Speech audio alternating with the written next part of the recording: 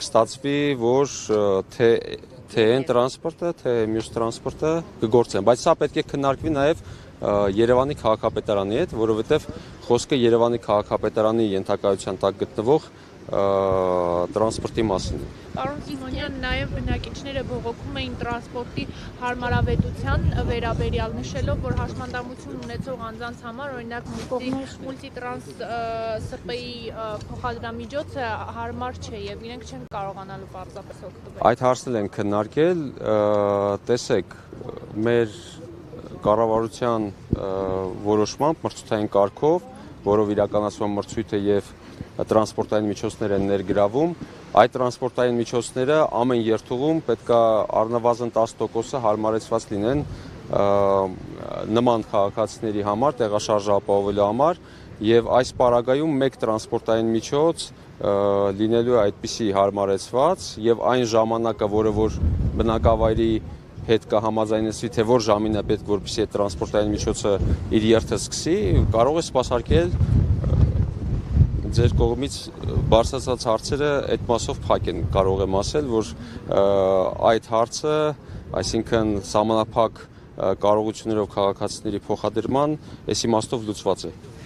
Մի փոքր ուշ միացանք, եթե խնդիր չի ներկայացնեք, ընդհանուր առմամբ ինչ որոշվեց 59-ի դեպքում։ Խնդիրը հետևյալն էր, որ նորից կրկնվեմ, քաղաքացիները պահանջում էին, որ 59-ը մտնի բնակավայր, 59 համարը, եւ որպես կոմպրոմիսային առաջարկ, այսպես ասեմ, քննարկվեց, որպեսզի 59 համարը մոտ 100 կամ 150 մետր ճանապարհից, որտեղ ճանապարհը դեռ Երևանի վարչական տարածքում, այսինքն ճանապարհից մոտ 100 մետր դեպի փոստի շենք, ես ինչպես հասկացա, քաղաքացիները խնդրեցին։ Հիմա մենք կդիտարկենք այդ տարբերակը, եթե ընդունելի լինի նաև Երևանի քաղաքապետարանի համար, որովհետև իրենց տրանսպորտային միջոցների մասին է խոսքը, համապատասխան ժամանակ նաև ֆիքսեցինք, խնդրեցինք մասնակիցներից, որպեսզի քննարկենք եւ մեր պատասխանը այդ մասով տամ։ Ուրեմն մյուսի դեպքում չլինի ընդունելի եւ դառնա խոչընդոտ մյուս տրանսպորտի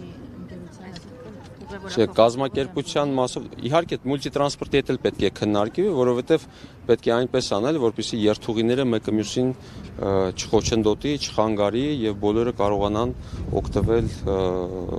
երթուղիներից։ Այսինքն բոլորը գոհ մնան, թե քաղաքացիները եւ թե փոխադրողները։ Պարոն Սիմոնյան, բնակիչները նաև բողոքում էին ճանապարհահատվածի Երևան-Աշտարակ հատվածում անցում չունեն եւ գետն անցումն էլ գտնվում է շատ վատ անանցանելի վիճակում, անձրևաջրերն ու կեղտաջրերը լցում են այդտեղ, մենք նաև տեսանկարահանել ենք այդ ամեն ինչը, քաղաքացիները ստիպված են իրենց կյանքը վտանգելով անցնել ոչ թույլատրելի հատվածով այդ մասով ինչ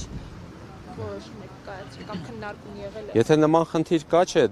այդ խնդիրը չենք քննարկել, ես անկեղծ կոմպետենտ չեմ այդ իմաստով, որովհետև դա ճանապարհաշինարարության ոլորտի վերաբերող հարց է, սակայն որևէ խնդիր չեմ տեսնում, թող քաղաքացիները բարձրաձայնեն, ուղարկեն տարբերակ առաջարկեն, որևէ խնդիրը բարձրաձայնեն, մեր համապատասխան պատկան մարմիններն էլ ուսումնասիրեն մեր նախարարությունում համապատասխան լուծումներով հանդես գան, առաջարկություններով լուծումների։ Բայց ամեն դեպքում դա բնակիչները պետք է միայն բարձրաձայնեն, միջպետական ճանապարհահատված է Երևան-Աշտարակ մայրուղին։ Դե միջպետական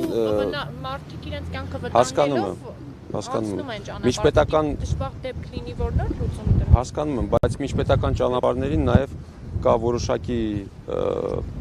հոսք տրանսպորտային միջոցների եւ այնտեղ արագությունների հետ այլ արագություններ են նաև սահմանված եւ այս ամենը հաշվի առնելով պետք է այդ կոնտեքստում ամեն ինչը նայել էլի, այս իմաստով կարծում եմ հարցը ուսումնասիրության կարիք ունի եւ խնդիրը թող բարձրաձայնեն, ուսումնասիրենք, հասկանանք, ինչպես կարելի է լուծում տալ։ Խնդիրը բարձրաձայնել ենք մենք։ Շատ լավ, ընդունեցիք, փոխանցեմ գոլեգաներիս։ Շնորհակալություն։ Մենք ենք շնորհակալ։